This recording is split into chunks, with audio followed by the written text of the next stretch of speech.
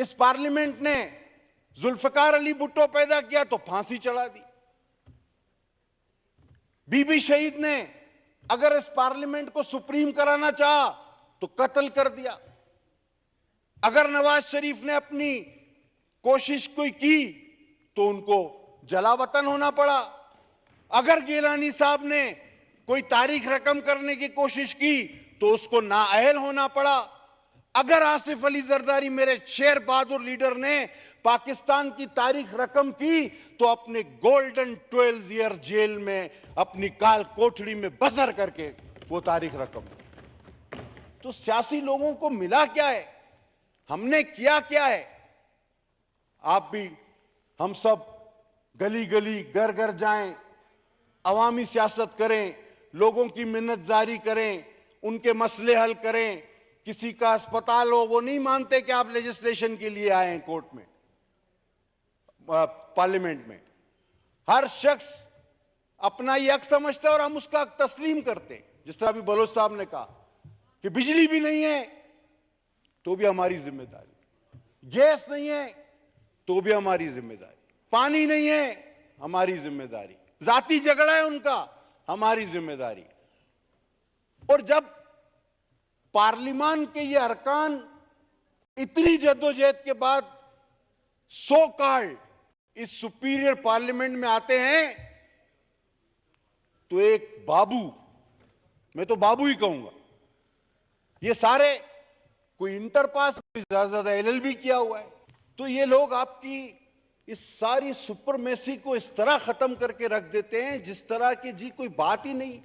बस कोई कोट पहन के आया यूं सीधा अपने आप को सरिया लटकाया हुआ, जी ये मैं सही समझता हूं। भाई तुम किस तरह सही समझते हो, कैसे सही समझते हो?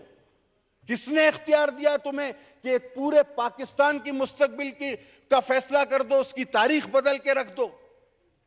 मेरे कुछ सवालात। अभी जो आपके पास एक फैसला आया है, कल भी मैं अपने हलके में था, मुझसे लोग पूछते हैं, मुझसे सब अवाम पूछती है, हम आपसे पूछते हैं, हम आपस में सुलह मशवरा करना चाहते हैं कि ये मुल्क में किस तरह का निजाम लाने की कोशिश की जा रही है। खुदा ना खास्ता अल्लाह ना करे मेरे शुभात गलत हों, मैं तो मुल्क में तकसीम देख रहा हूं कि अगर आप किसी एक दो सूबों को इलेक्शन में ले जाएं, वो दो को न ले जाएं, वो पहले ही बलूचिस्तान और सिंध हमेशा ये कहता है कि जी पंजाब हम लोगों को समझाते नहीं, हम फेडरेशन है। वो कहते हैं जी इनके पास तो इतनी सीटें हैं, खुद गवर्नमेंट बना लेते हैं। और आप चाहे नून की हुकूमत वहां आए या पीपल्स पार्टी की, या फिर ये जो डस्टबिन पहन के घूम रहा है सरपेश की, लेकिन सियासत का रुख तो आप मुतय्यन करने जा रहे हैं। और उसके बाद हम सिंधी बलोच क्या करें? बैठ के तमाशा देखें कि जी हुकूमत तो जो बननी थी बन गई, फैसला जो होना था हो गया। खालिद मक्सी बोले अब लड़े ना लड़े इलेक्शन हमारा क्या, हम क्या मशरकी पाकिस्तान आप हमें बनाना चाहते हैं? आप हमें मशरकी पाकिस्तान बनाना चाहते हैं? क्योंकि वहां भी ये हालात हुए थे। तो अगर दो सूबों में, फिर वहां पर कौन सी निगरान हुकूमत होगी? ये बार बार दोहराए जा रही हैं ये बातें, और मैं क्या करूं कि इस पहराए से बाहर नहीं जा सकता। और आज जब हम कोर्ट में जाते हैं तो बड़ी बड़ी सियासी जमातें जिसका वजीर आजम है और जिसकी सूबों में हुकूमत है, पाकिस्तान पीपल का बच्चा भी नहीं मरा जिनकी दरख्वास्तों पर आप फैसला दे रहे हैं।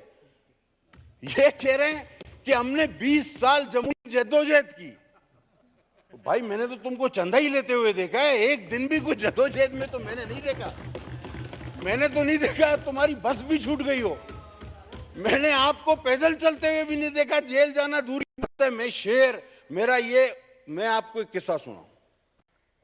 एक बार एक चूहा इधर उधर भाग रहा था जंगल में, तो उसको बंदर ने पूछा क्या हुआ है मसला? उसने बोला तुम्हें पता नहीं, वो शिकारी आए, वो बोलते हम शेर का शिकार करेंगे इसलिए छुप रहा हूं। हम 12 साल से इंतजार कर रहे हैं। ये आइन का आइन की रट लगाने वाले, ये तो बताओ कि तुम्हारे जज ने इतराफ किया है मुजरिम था या उसका जुडिशियल मर्डर हुआ, तारीख दुरुस्त करो। मेरा शहीद जिंदा है, जिंदा रहेगा। हां, जिस्म की सूरत में मेरे पास नहीं आ सकता, लेकिन वो जिंदा रहेगा। हमें तारीख दुरुस्त करनी होगी। अब फिर मौजू की तरफ आऊं कि ये सवालात के जवाबात चाहिए कि भाई अगर 2 सूबों में आप इलेक्शन करा दोगे तो निगरां और इम्पार्शल हुकूमत का तो कॉन्सेप्ट खत्म हो गया। और फिर सूबाई असेंबली के इलेक्शन बगैर हल्काबंदी के होंगे उन्हीं 2 सूबों में, और कौमी असेंबली के इलेक्शन हल्काबंदी के बाद। तो अब कौमी असेंबली वाले को पता ही नहीं कि मेरा कौन से 2 एमपी या 3 एमपी मेरे साथ इलेक्शन लड़ेंगे। तो ये कौन सा मजाक। दूसरी बात, दूसरा सवाल मेरा, अगर मौजू हो तो जवाब दे दे। अब दूसरा सवाल ये कि जब तायुन हो जाएगा, नून लीग जीत जाएगी पंजाब में, पीपल्स पार्टी जीत गई, तो दूसरों पर हमारे पास लोटे लुटेरों की तो कमी है ही नहीं। सियासी कारकुन तो अपनी जगह रह जाएंगे, लेकिन जेड़ा जीते ओदे नाल का नारा भी तो चलता है ना। तो दौड़ लगा देनी है बोतों ने। तो आप इन 2 छोटे सूबों को क्या मैसेज देने जा रहे हो कि तुम पाकिस्तान की उस दौड़ में यानी इलेक्शन में शामिल ही नहीं हो। तुम जो चाहे बाद में अपना फैसला कर लेना, हम रुख तायुन कर देते हैं, मुतय्यन कर देते हैं। तो आप क्या फेडरेशन पे जरब नहीं लगा रहे? और फिर आप हमें कहेंगे कि जी बलोच बलोच कार्ड इस्तेमाल करता है, सिंध सिंध कार्ड इस्तेमाल करता है। ये कार्ड नहीं, ये आवाज है, ये मैंडेट है, ये पुकार है। हम कब तक करेंगे कि खपे खपे पाकिस्तान, लाश उठाएंगे भुट्टो की, जी पाकिस्तान चाहिए। ज़ियाउल हक से लड़ें, अयूब खान से लड़ें, मुशर्रफ से लड़ें, इफ्तिखार चौधरी से लड़ें, डैम का फंड ले जाए जो भाग जाए उससे लड़ें, वो अभी तुमसे लड़ें, और हम बोलें कि नहीं जी पाकिस्तान इंटैक्ट है। और आज भी कहते हैं कि सबसे पहले पाकिस्तान। लेकिन पाकिस्तान अगर खुद भी तो सोचे कि हम अपने लोगों को क्या जवाब दें। क्या आपको हर दौर से, हर इलेक्शन से बाहर किया जा रहा है? तुम पर मर्दमशुमारी की शर्त लाजिम है, दूसरों पर नहीं। नहीं, पंजाब में हर हाल में होना है, उसी फैसले में। और अकलियत जो है वो अक्सरियत का फैसला रद्द करते हुए कहती है कि नहीं जी सिर्फ पंजाब में करो। भाई इतना ही 90 दिन का इतना ही मसला था, तो फिर केपी में 90 दिन का नहीं था, पंजाब में था। ये कौन सी मजबूरियां हैं, ये कौन से फैसले हैं? बस रिपीटेशन नहीं चाहूंगा, लेकिन जरूर कुछ बातें करूंगा कि अगर आपने माइंड मेकअप किया, आपने सोचा हुआ है, और बार बार दोस्तों ने कहा कि एक सिमत में सोचा हुआ है, किसी को रिलीफ देना है, किसी को कोई मौका फराहम करना है। मौका हम भी इलेक्शन से पीछे हटने वाले नहीं। और अभी ये जो कोई कहता ना हम इलेक्शन से लड़ते नहीं, हम कहते हैं इलेक्शन कराना है, तरीकेकार ठीक करो, तरीके से करवाओ। हमने तो अभी सिंध में इलेक्शन कराया, बलूचिस्तान में इलेक्शन कराया, जमानतें जब्त कराई हैं इनकी कि चारपाई नहीं देनी है, नहीं दो, बस सो तो तरीके से ना। तो तरीका तो होना चाहिए, गलत काम का भी तरीका होता है। तुमने गलत माइंड मेकअप किया हुआ तो उसकी कोई जवाब अच्छा बनाओ, कोई दलील अच्छी बनाओ। नहीं जी बस ये करना है। अब पता नहीं कौन सी घर से मजबूर होते हैं लोग, क्या कर सकता है। आगे बढ़ूंगा और समेटूंगा। मैडम चेयरमैन के देखें, ये जो डस्टबिन पहन के घूम रहे हैं और अपने आप को बारूद कहते हैं, इनकी सियासत, मैं आज आपको एक नई बात बताना। हर एक इसकी सियासत का तज्जिया कुछ और करता है, मैंने कुछ और देखा है। ये ज़हनी मरीज शदीद एहसास कमतरी का नारे ये भले कुछ भी लगाए। इसने कहा था मैं एहतसाब करूंगा, मैं इंसाफ करूंगा, मैं ये करूंगा, मैं वो करूंगा। इनको इतना लोग क्यों चाहते हैं, इनको लोग इतना मानते क्यों हैं, इनकी इतनी इज्जत क्यों है, मेरी क्यों नहीं? चुन चुन के नवाज शरीफ को जी मैं बदर कर दूंगा, फिर मोहतरमा फरियाल को मैं जेल में डाल दूंगा, सिर्फ अपनी जाती अना की ये एहसास से कमतरी है इस शख्स को। ये खुद से बढ़कर बेहतर किसी को नहीं देख सकता।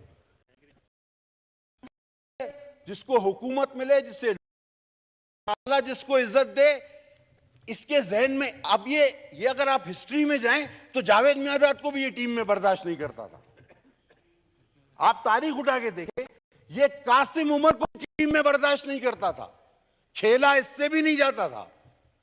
अब वर्ल्ड कप जो हम लोगों ने जीत लिया, अल्लाह अमान दे हम लोगों को, उसमें वसीम अकरम ने विकेट ली और उसी ने रन बनाए, सेमीफाइनल तक इंतजाम ले गया। ये मेरी तरह कभी उधर भाग रहा था, कभी उधर भाग रहा था, आखिरी बोलता है मैंने वर्ल्ड कप। तो इसका वर्ल्ड कप, हम तो उस जमाने में लड़क पूरा देखते थे, हर एक मैच देखते थे। इसने तो कैच भी छोड़ा था।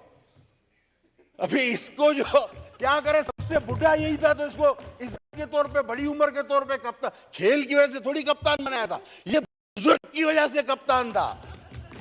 तो इसको खेल की वजह से बखुदा नहीं बनाया था। ये उन सब में बुजुर्ग आदमी था, बाकी सब इसके बच्चों की उम्र के थे। बोला चाचा कप्तान है ये, चलो।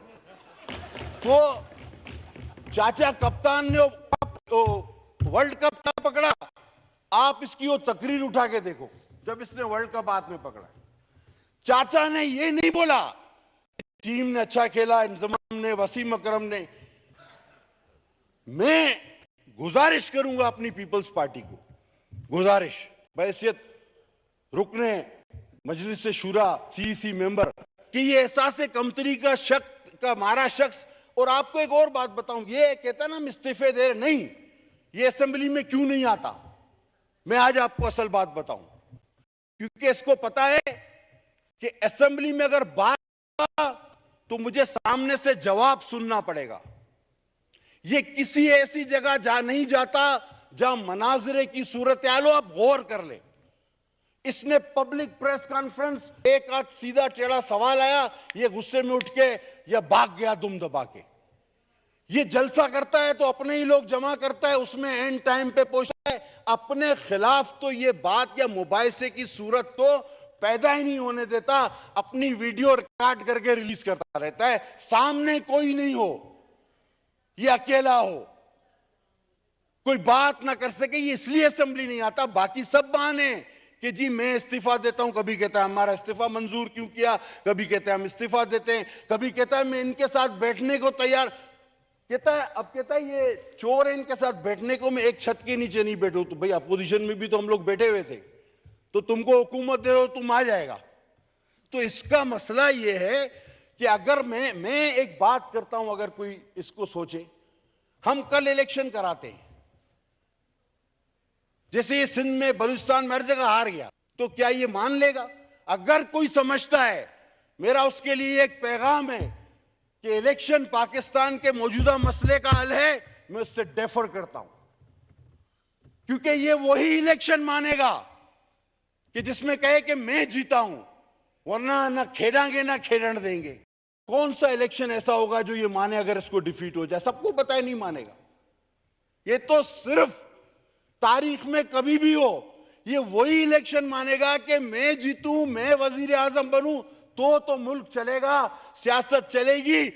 आज अगर इसको लाने वाली मशीनरी कोई और थी, मेरे चेयरमैन बिलावल भुट्टो साहब ने उस दिन तफसील से बात कि कितने जर्नल्स की काविशों से इस बुत को तराशा गया था, और अब इसकी पूजा कौन कर रहा है ये देखिए।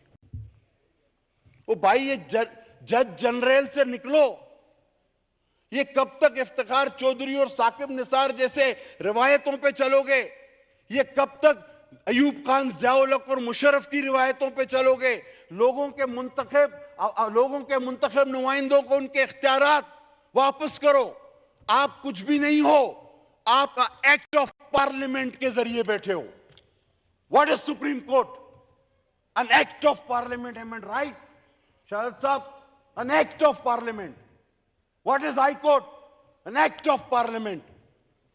आप जिस मां बाप से पैदा हो, आप उसी के खिलाफ बात करते हो, अपने मनमाने फैसले करते हो, इतनी मेहरबानियां करते हो कि पाकिस्तान के बिलखुसूस और बिलअमूम छोटे सूबे ये सोचने पर मजबूर हैं कि हम पे पहले भी जबर था और हम पे शायद ये जबर जारी रहे। मैं अपनी बात को समेटते हुए ये कहूंगा कि 12 साल हो गए हम एक शहीद के लिए तारीख की दुरुस्तगी मांग रहे हैं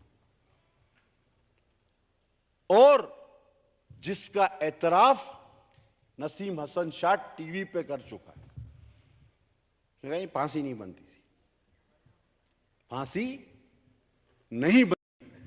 और जहां तक मुझे पता है, शहादत भाई ज्यादा जानते हैं, ये तो केस ही झूठा था। सच्चे केस में शायद अभी तक आज तक किसी शख्स को फांसी नहीं हुई। ये गवाही दे रहे पाए के वकील है माशाल्लाह। सच्चे केस में भी 109 में आज तक किसी को फांसी नहीं हुई। ये तो केस ही झूठा था। हमने 12 साल पहले लिखा कि जनाब तारीख को दुरुस्त करें, सदारती रेफरेंस है। ये 15-15 मिनट के फैसले, इलेक्शन कमीशन को बुलाओ, इनको पैसे नहीं देते तो हमें बताओ। इलेक्शन अभी या तो इलेक्शन कमीशन को खत्म करो, जब फॉर्म भी ये जमा करा रहा है, रद्द भी ये करा रहा है, तारीख भी ये लिख रहा है, फोटो भी ये। अरे भाई मसला क्या, तो खत्म करो। मेरे सीधा सीधा बोलो, कागजात नामजदगी सुप्रीम कोर्ट में दाखिल कराओ। हाँ, कागजात नामजदगी सुप्रीम कोर्ट में दाखिल कराओ, क्योंकि स्क्रूटनी कब करनी है ये भी पता है, किसका इनको एक्सेप्ट करना है ये भी पता है, किसका रिजेक्ट करना है ये भी पता है, पोलिंग कब होगी ये भी दिन दे दिया है। तो इलेक्शन कमीशन कहां गए? हाँ, और रिजल्ट का भी पता है, ये भी बता देंगे। ये पहले से बताया हुआ कौन जीता है, कौन आ रहा है, ये वो ये सब तू का तू। जिस तरह नहीं वो आपकी जगह पे बैठता था, पढ़ा हुआ समझा जाए, तो ये पढ़ा हुआ समझा जाए, पढ़ा हुआ समझा जाए, जो है पढ़ा हुआ समझा जाए। मुझे आज तक नहीं भूलता कि वो एक हम उस दौर का वजीर इंफॉर्मेशन जो एक बिल पढ़ रहा था, उसने कहा कि आई राइज टू, उसने कहा जी पास, पढ़ा हुआ सब। उसने कहा सर मैं बिल तो पढ़ूं। उसने कहा नहीं पास हो गया, तुम जाओ, पढ़ा हुआ समझा जाए। उसी का वजीर उसको कह रहा था कि यार मेरे को पढ़ने तो दो। वो कह रहा नहीं पढ़ो, बस ये पास है, जाओ इधर से। वो जिस दिन 52 बिल एक दिन में पास कर दिए। तारीख के बहरान जन्म लेंगे। हमारी अभी तो अपील है, हम समझते हैं नाकाबिल अमल फैसला हो जाएगा। छोटे सूबों को मजीद ऐसा से कमतरी का शिकार होंगे। पाकिस्तान की फेडरेशन, जिसके लिए यार आपने, मैं फिर कहता हूं, आपकी बिल्ली नहीं मरी। हमारी शहादत है, हमारा गड़ी खुदा बख्श भरा हुआ है। हमें ज्यादा फिक्र है इस फेडरेशन की, हमें ज्यादा फिक्र है इस जमहूरियत की, हमें ज्यादा फिक्र है इस मुल्क की, हमें ज्यादा फिक्र है एक नुकसान की। हमें हमारा आपको शुक्रिया अदा करना चाहिए, बिलखुसूस चित्राली साहब का और सबका। आप लोगों की एक आवाज उस वक्त निकलती थी, point order, point of order, point, फिर आखिरी पॉइंट ऑफ ऑर्डर के बाद खत्म। आज घंटा घंटा तकरीर का मौका मिल गया तो यार शुक्रिया तो बनता है। और शेरो शायरी के साथ पता चल गया पूरे मुल्क को कि आपके अंदर भी एक फनकार छुपा बैठा है।